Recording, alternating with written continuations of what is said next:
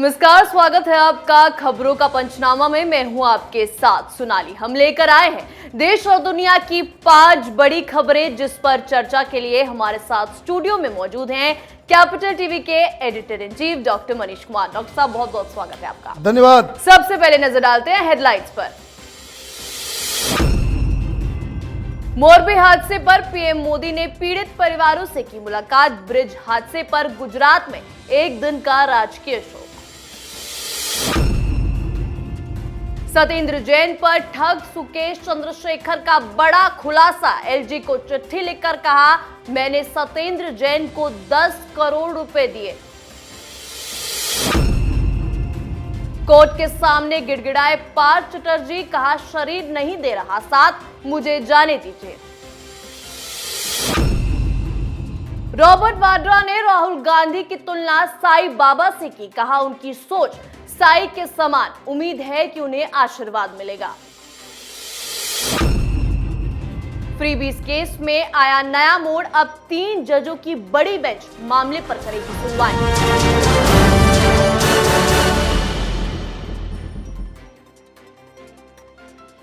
सबसे पहले खबर में बात करेंगे गुजरात के मोरबी पहुंचे पीएम मोदी की। प्रधानमंत्री नरेंद्र मोदी मोरबी में घटनास्थल पर पहुंचे। उन्होंने अस्पताल में घायलों से मुलाकात की। मोरबी हादसे को लेकर गुजरात सरकार ने 2 नवंबर को राजकीय शोक का ऐलान किया है, लेकिन इसके बाद मौत पर भी विपक्ष ने राजनीति शुरू कर दी। कांग्रेस ने इसे इवेंटबाजी कहा है, तो आपने फोटो शूट की तैयारियां बताकर तंज कसा है। डॉक्टर साहब, मौत पर भी राजनीति क्यों? देखिए, हिंदुस्तान में जो राजनीति है बहुत ही ज्यादा क्रूर है। लोगों की मौत पे हमेशा हिंदुस्तान में राजनीति हुई है। आपको याद होगा जब पुलवामा में हमारे कई सारे जाबाज सैनिक शहीद हो गए, तो लोगों ने उस पर भी राजनीति कर दी। राजनीति इतनी गंदी कि लेफ्ट लिबरल कबाल के पत्रकारों ने यहां तक आर्टिकल छाप दिया कि पुलवामा में जो सैनिक शहीद हुए उनकी जातियां क्या थी। अब मोरबी की घटना बहुत ही दिल दहलाने वाली घटना है। चूक हुई है, इसमें कोई शक नहीं है, लेकिन कांग्रेस पार्टी को देखिए।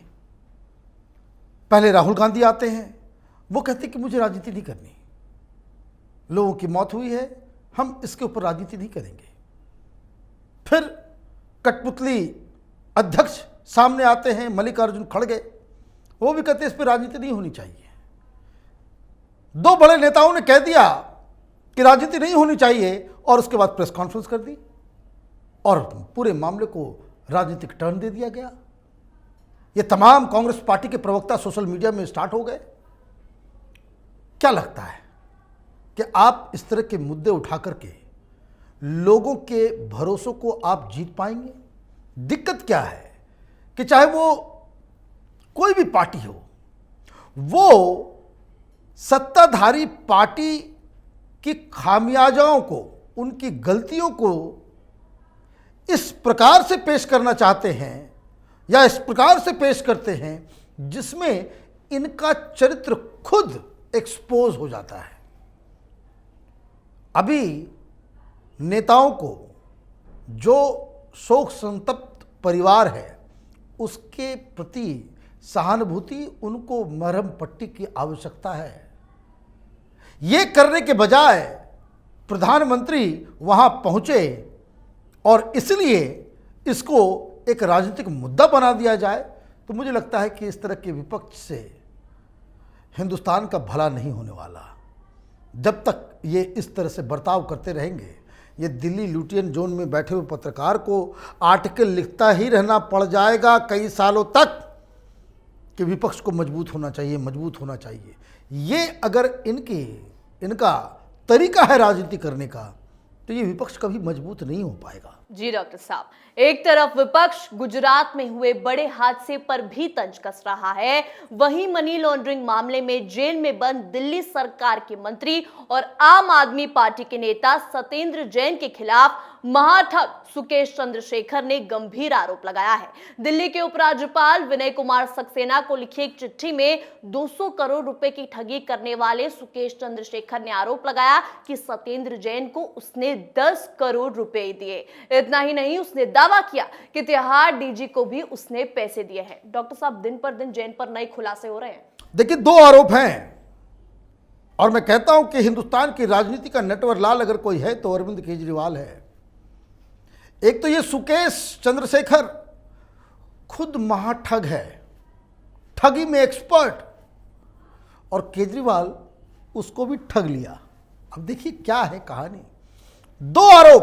पहला आरोप ये कि केजरीवाल ने, आम आदमी पार्टी ने उसे ये ऑफर दिया था कि 50 करोड़ रुपए दो, तुमको राज्यसभा और साउथ इंडिया का सबसे बड़ा आम आदमी पार्टी का नेता घोषित कर देंगे। वाह। दूसरा आरोप, क्या अभी एक अचानक से ये कहानी इसलिए आई है क्योंकि ये खुलासा हुआ कि जो सुकेश चंद्रशेखर, ये जो महाठग है, वो तिहाड़ जेल के अंदर से ही अपने पूरे कारोबार को अंजाम दे रहा था, मतलब काम कर रहा था। जेल के अंदर ये सारी सहूलियत उसे दी जा रही थी। भाई कैसे दी जा रही थी? ये तिहाड़ जेल अरविंद केजरीवाल के अधिकार क्षेत्र में आता है। दिल्ली सरकार रिस्पॉन्सिबल है तिहाड़ जेल के लिए, और इसके अंदर जो सत्येंद्र जैन जेल के अंदर बैठा हुआ है वही जेल मंत्री भी है। अब तो जो सहूलियत दी जा रही है वो तो ऐसे नहीं दी गई होगी। तो उसने एलजी को चिट्ठी लिखकर ये खुलासा किया कि हमने सीबीआई को भी बता रखा है, हमने एक एप्लीकेशन हाईकोर्ट में भी दिया है कि इसकी जांच होनी चाहिए, क्योंकि वो ये बता रहा है कि सत्येंद्र जैन को वो 2015 से जानता है, और जब उसकी गिरफ्तारी हुई 2017 में तो वो मिलने के लिए आया था और ये कहा था कि तुमने ये बात तो सीबीआई को नहीं बता दी कि हमने 50 करोड़ रुपए लिए तुमको राज्यसभा भेजने के लिए, तुमको साउथ इंडिया का पद देने के लिए। तो एक ये मसला।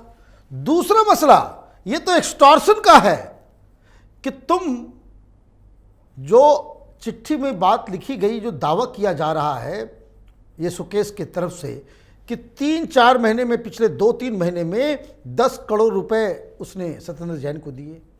वो नाम बता रहा है कि कलकत्ता में सत्येंद्र जैन के किस व्यक्ति को ये 10 करोड़ रुपए दिए गए। वो ये कह रहा है कि हमारे पास सारे सबूत हैं। वो ये भी कह रहा है कि हम 164 के तहत जो है हम अपने बयान देने को तैयार हैं। मतलब दुनिया का इतना बड़ा महाठग जो ठगी में जेल के अंदर है, वो केजरीवाल से ज़्यादा ईमानदार प्रतीत हो रहा है। मतलब समझिए कि ये जो खुद को कट्टर ईमानदार बताता है, भगत सिंह की औलाद बताता है, ये इस महाठग से भी बड़ा ठगी है। जी डॉक्टर साहब, तीसरी खबर में बात करेंगे पश्चिम बंगाल के पूर्व मंत्री पार्थ चटर्जी की। पार्थ चटर्जी के 99 दिन से सलाखों के पीछे हैं। पार्थ चटर्जी ने कोर्ट के सामने गिड़गिड़ाते हुए जमानत की मांग की, लेकिन उन्हें नहीं मिली जमानत। जब जज ने सुनवाई में पार्थ चटर्जी से कहा कुछ कहना चाहेंगे, तब पार्थ चटर्जी ने कहा मेरा शरीर साथ नहीं दे रहा है। सभी मामलों की एक साथ सुनवाई हो रही है। अब तक जांच एजेंसियों को कुछ नहीं मिला है। मेरी अपील है कि मुझे जाने दीजिए। डॉक्टर साहब, कोर्ट के सामने क्यों रोने लगे पार्थ चटर्जी?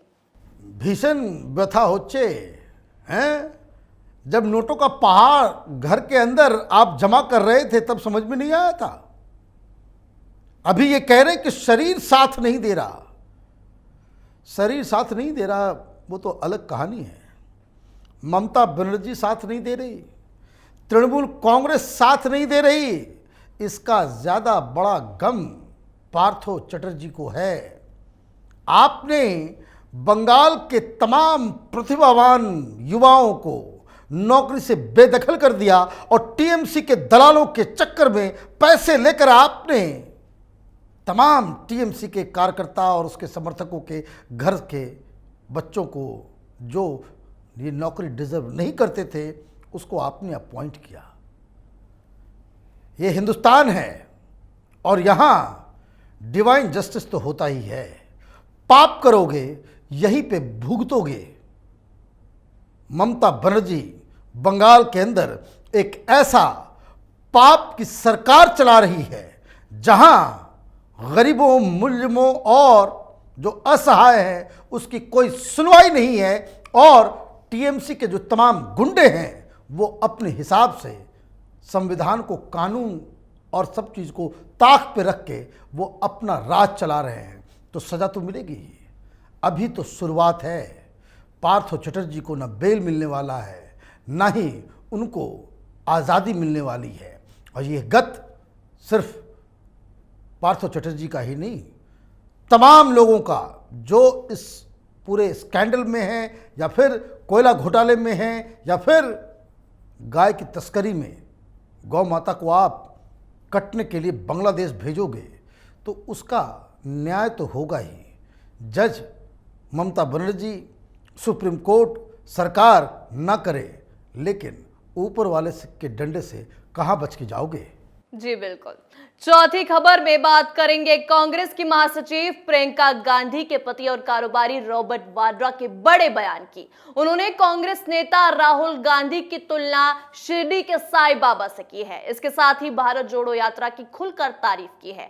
रॉबर्ट वाड्रा ने कहा कि राहुल गांधी की भारत जोड़ो यात्रा से देश में बदलाव देखने को मिलेगा, क्योंकि हजारों लोग इससे जुड़ रहे हैं और उन्हें भविष्य की उम्मीद के तौर पर देखा जा रहा है। डॉक्टर साहब, ये रॉबर्ट वाड्रा ने क्या कह दिया?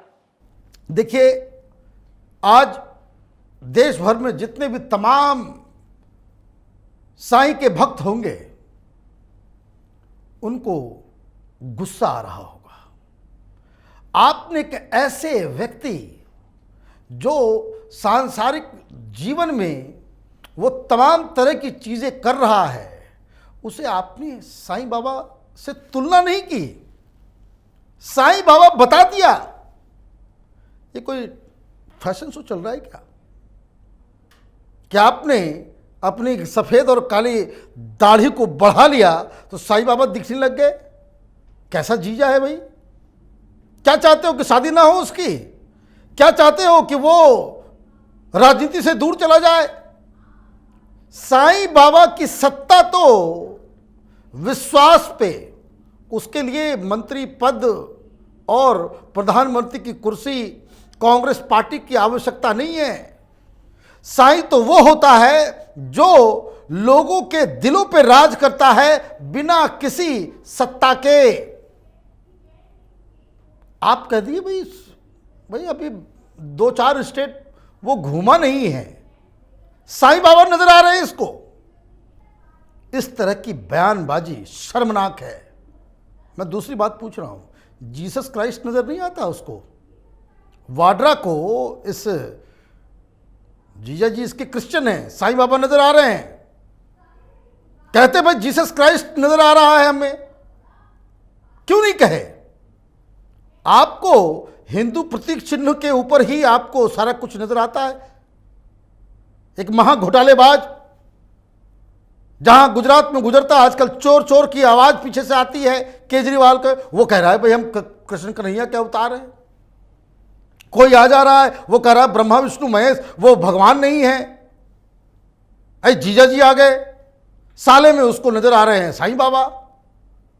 तमाशा चल रहा है इस देश में राजनीति करनी। भाई साईं बनना है, मोस्ट वेलकम, जाइए संन्यास लीजिए, केदारनाथ में रहिए, मत जाइए फिर थाईलैंड, मत जाइए यूरोप, मत जाइए पार्टी करने के लिए लंदन। तमाशा बना करके रखा हुआ है इन लोगों को। जो जिसको मन आ रहा है इस देश के अंदर में वो हिंदुओं को गाली देके आगे निकल जा रहा है। जी बिल्कुल। सुप्रीम कोर्ट में चुनाव के दौरान मतदाताओं को मुफ्त सामान बांटने या इसका वादा करने से जुड़े मामले पर 31 अक्टूबर को सुनवाई हुई। इस दौरान chief justice of India U U Lalit के नेतृत्व वाली 2 मेंबर बेंच ने इस मामले को सुप्रीम कोर्ट की 3 मेंबर बेंच के पास भेज दिया है। अब 3 मेंबर बेंच ही इस मामले पर सुनवाई करेगी। डॉक्टर साहब, फ्रीबीज का मामला आखिर कब थमेगा? बिल्कुल थमना चाहिए। इलेक्शन कमीशन ऑलरेडी एक स्टेप ले चुकी है कि भाई आप बताएं, सारी पॉलिटिकल पार्टी से ये पूछा जा रहा है कि भाई फ्रीबीज और इसका क्या मतलब है। सुप्रीम कोर्ट को तय करना है लीगैलिटी के ऊपर कि आप ये कह दो भाई गरीबों की सेवा, वेलफेयर स्कीम्स और फ्रीबीज, इसमें क्या फर्क है, सुप्रीम कोर्ट ये तय कर देगी। फिर उसके बाद ये केजरीवाल क्या करेंगे मुझे समझ भी नहीं आ रहा। ये जो उस तरह के जो लीडर्स हैं, चाहे वो के चंद्रशेखर राव हो या फिर साउथ इंडियन बहुत सारी पॉलिटिकल पार्टीज जो चुनाव इस बात के लिए जीती है कि भाई 2 रुपए प्रति केजी हम राइस देंगे, टीवी बांटेंगे तो लैपटॉप बांटेंगे तो फ़ोन बांटेंगे, कोई फ्री बिजली कर देगा, कोई फ्री पानी कर देगा। ये जो तमाशा करते हैं ये लोग, अपने पॉकेट से दो तब तो ठीक है, जनता के पैसे को लूट कर उसमें दलाली खाकर तुम इस तरह के वेलफेयर स्कीम नहीं चाहिए इस देश को। सुप्रीम कोर्ट को यह तय करना पड़ेगा। और यह क्यों जरूरत पड़ती है? वो इसलिए पड़ती है कि जिस नेता के पास कोई पॉलिसी नहीं है, फ्यूचर का कोई प्लान नहीं है, देश आगे बढ़े इसका कोई रोड मैप नहीं है, चुनाव जीतने के लिए उनको यही हथकंडे अपनाने पड़ते हैं। केजरीवाल जैसे नेताओं की सामत आ रही है। सुप्रीम कोर्ट से अगर ये फैसला हो गया कि you can have only welfare schemes और ये जो बिल्कुल इन जनरल आप फ्री बिजली, फ्री पानी और इस तरह की चीज़ें जो कहते हो, उसके ऊपर रोक लग जाने के बाद केजरीवाल की राजनीति खत्म हो जाएगी। बहुत बहुत धन्यवाद डॉक्टर साहब बातचीत के लिए। धन्यवाद। खबरों का पंचनामा में आज के लिए इतना ही। देश विदेश की बाकी खबरों और उनके सटीक एनालिसिस के लिए देखते रहिए कैपिटल टीवी। हमें लाइक कीजिए, शेयर कीजिए और कैपिटल टीवी को सब्सक्राइब कीजिए। नमस्कार।